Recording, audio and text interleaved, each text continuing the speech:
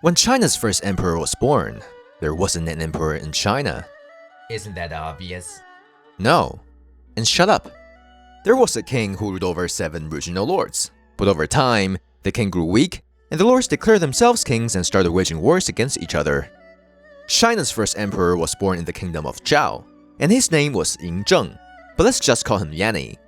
Yanny wasn't originally from Zhao, he was from the kingdom of Qin. His dad was a Qin prince but was sent to Zhao as a hostage so the two kingdoms could stay at peace. Though Qin immediately started attacking Zhao after that, so naturally, he got treated pretty poorly there. But one day, Yanny's dad met a wealthy merchant named Lu, who wanted to take advantage of his political status, so Lu invited him to party at his house.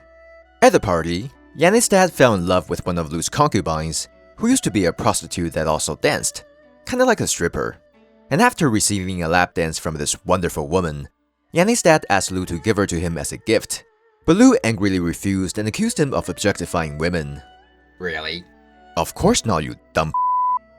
Lu agreed, though reluctantly, and Yanny's dad rushed home with his new girlfriend and did the do. No, do the deed. No, did the deed. And that's how China's first emperor was born. Anyway, Yanny's dad eventually returned to Qin and inherited the throne. He made Lu his prime minister and dropped dead 3 years later. So Yanny, at the age of 13, became the new king of Qin. At that time, Qin had become a superpower. So Yanny was like, I have a dream that one day I'll conquer all the other kingdoms, wipe out their royal bloodlines, and unify China under the great Qin. But before Yanny could do that, he had to deal with some family business. After his dad died, Yanny's mom started having an affair with Lu, her ex-husband and Qin's prime minister. Lu, afraid of being found out, recruited a man named Lao, who, according to official history, had a massive private part. Apparently, the part was so massive he could use it to lift a cartwheel. Can yours also lift the car wheel?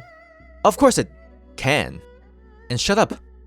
Anyway, Lu disguised Lao as a eunuch and sent him to Yanny's mom, who was very pleased with Lao's massive component and had 2 kids with him. Eventually, Lao grew very powerful and launched the rebellion, but Yanny crushed it with ease and had him torn apart by 5 chariots, each pulling on one of his limbs and his head. He then killed Lao's children, put his mom under house arrest, and Lu unalived himself out of fear. When Yanny was 23, he invaded the kingdom of Zhao, where he was born. And over the next 15 years, he conquered the other 5 kingdoms, wiped out their royal bloodlines, and unified China under Qin in 221 BC. So Yanny was like, I'm so great that the title of king no longer befits me. From now on, I shall be the emperor. And just like that, Yanny became the first emperor in Chinese history. As emperor, Yanny got rid of the regional lord system and set up prefectures so he could control everything directly. He also standardized the writing system, currency, and weights and measures, and connected the defensive walls the regional lords had built, which became known as the Great Wall. However, Yanny ruled China with such an iron fist that everyone hated his guts. Just 3 years after he died, at the age of 49, his empire was overthrown. Before he died, Yanny built a massive tomb for himself. Very little is known about it, except that it's buried under this giant mound. According to ancient records, the tomb was a grand underground palace filled with countless treasures.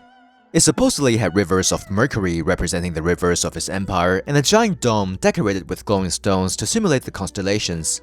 Deadly traps guarded the entrance, though no one ever found them, since the tomb was sealed while the construction workers were still inside, so no one could ever leak his secret. But Yanny's secret eventually got leaked.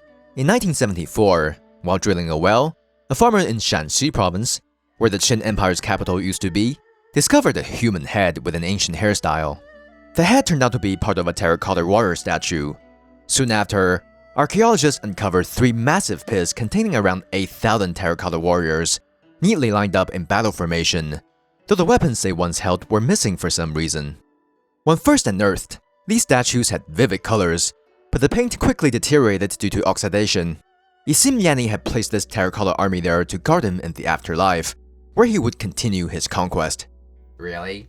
No. He's dead, you idiot. Over the centuries, generations of tomb raiders have tried to break into Yanny's underground palace but all failed. They couldn't get through the massive mound on top, which stands 115 meters high.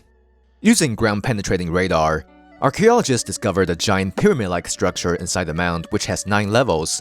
Yanny's palace lies right below it, about 33 meters underground. It's roughly 5 stories tall and about the size of 6 football fields. Archaeologists also detected unusually high levels of mercury in the surrounding soil, suggesting that the legend of mercury rivers inside the palace is most likely true.